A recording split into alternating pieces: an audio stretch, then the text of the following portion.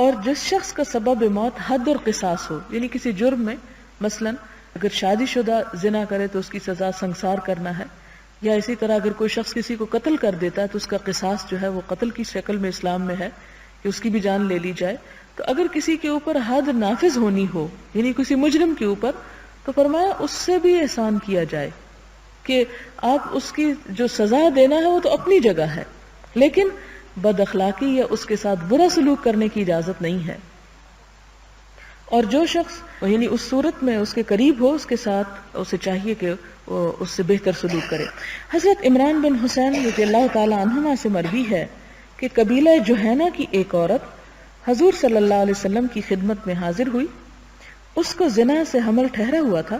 اس نے عرض کیا، یا رسول اللہ صلی اللہ علیہ وسلم، میں نے قابل حد جرم کیا ہے، یعنی میں نے ایسا جرم کیا ہے جس پر مجھے سزا ملنی چاہیے، مجھ پر حد نافذ فرمائیں. حضور صلی اللہ علیہ وسلم نے اس عورت کے ولی کو طلب کیا اور اس سے فرمایا، اس کے ساتھ اچھا سلوک کرو، اور جب وضع حمل ہو جائے تو اس کو میرے پاس لے آؤ. ولی نے ایسا ہی کیا تو حضور صلی اللہ علیہ وسلم کے حکم سے اس کے کپڑے اس پر کس دیے گئے اور آپ نے حکم دیا تو اس کو سنسار کر دیا گیا. پھر آپ نے اس کی نماز جنازہ پڑھی. یہاں پر یہ پتہ چلتا ہے، نمبر ایک یہ کہ شادی شدہ زانی کی سزا جو ہے وہ سنسار ہے. دوسری بات یہ کہ آپ نے اس کو حالت حمل میں سنسار نہیں کیا. ایک اور حدیث کی روایت میں ذرا اس سے زیادہ تفصیل ہے. آپ نے فرمایا کہ جب بچہ پیدا ہو جائے تو پھر آنا، پھر تم پہ جرم یعنی جرم کی حد نافذ کی جائے گی. جب وہ آئی تو آپ نے فرمایا کہ بچے کا حق ہے کہ اس کو دودھ پلایا جائے، اسے لے جاؤ اور اس کو دودھ پلاؤ. جب یہ کھانے پینے کے قابل ہو جائے تو پھر آنا.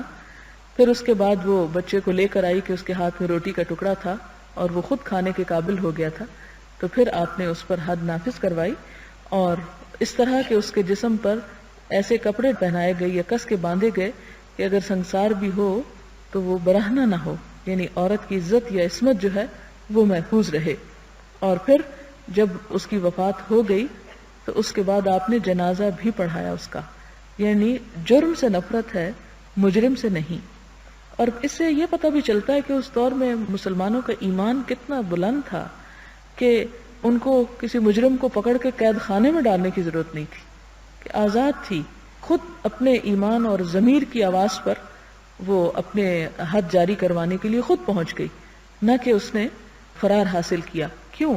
اس لیے کہ اس کو پتا تھا کہ اگر میں دنیا میں فرار حاصل کر بھی لیا، دنیا میں میں کہیں بھاگ بھی گئی تو اللہ تعالیٰ سے تو بھاگ نہیں سکتی. لہٰذا وہ اندر کا جو بے چینی تھی وہ چین نہیں لینے دیتی تھی، اور ان کا یقین یہ تھا کہ اگر دنیا میں سزا مل گئی تو اس کے نتیجے میں آخرت میں بخشش ہو جائے گی، لیکن اگر دنیا میں نہیں ہوتا تو پھر آخرت کی سزا تو دنیا سے کئی گنا زیادہ بڑی ہے.